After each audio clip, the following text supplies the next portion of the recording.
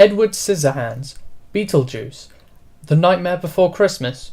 These are just some of the famous, quirky and creative masterpieces that contain the unique style of Tim Burton. His films for over 30 years now have entertained, intrigued and taken us to a completely different universe. In this video, I will explore the film techniques of Tim Burton to answer the question, is Tim Burton an auteur?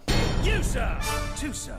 Welcome to the grave, I will have vengeance. One key feature to Burton's films is his heroes are often outcasts on the edge of society.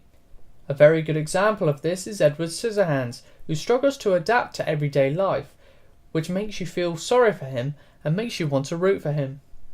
The character in the film, because of his gothic appearance, people assume he is dangerous, but actually he's completely the opposite. In this clip, Burton uses juxtaposition by showing his gothic character in front of brightly coloured houses in a suburb. Burton uses colour very effectively in his films. For example, in this clip, Burton uses pastel colours for the suburb to suggest that the location is uneventful and bland. They then show the appearance of the house Edward Scissorhands grew up in, which is a castle on a hill.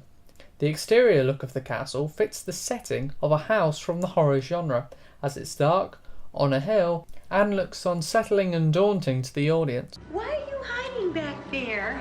You don't have to hide from me. I'm as harmless as cherry pie.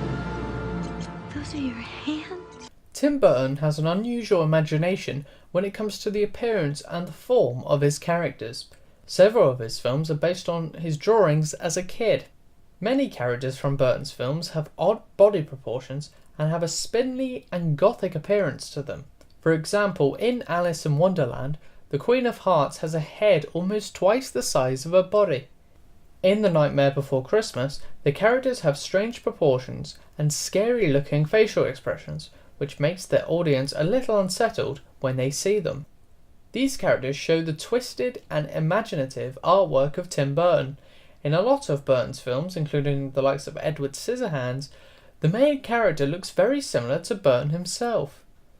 Burton usually uses the same crew and actors in every film he makes. This has made all of his films very similar to each other. The streets are lined with little creatures laughing. Everybody seems so happy. Have I possibly gone daffy? What is this?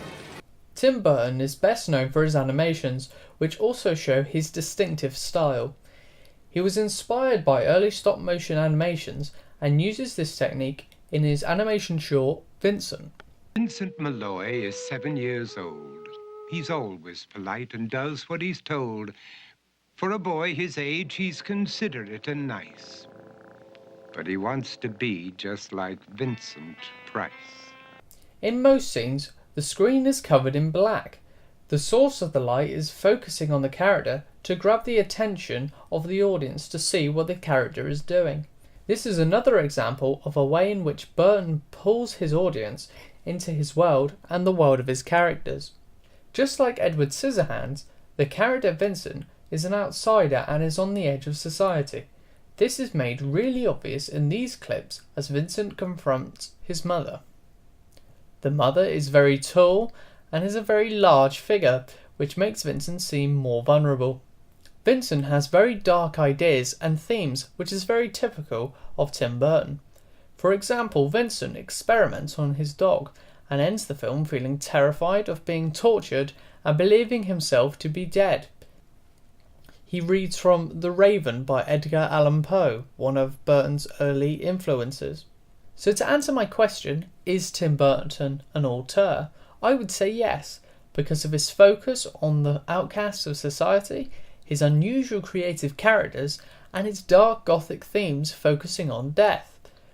Burton pulls his audience into his fantasy world where the monsters are heroes and normal society is shown to be gloomy and dull.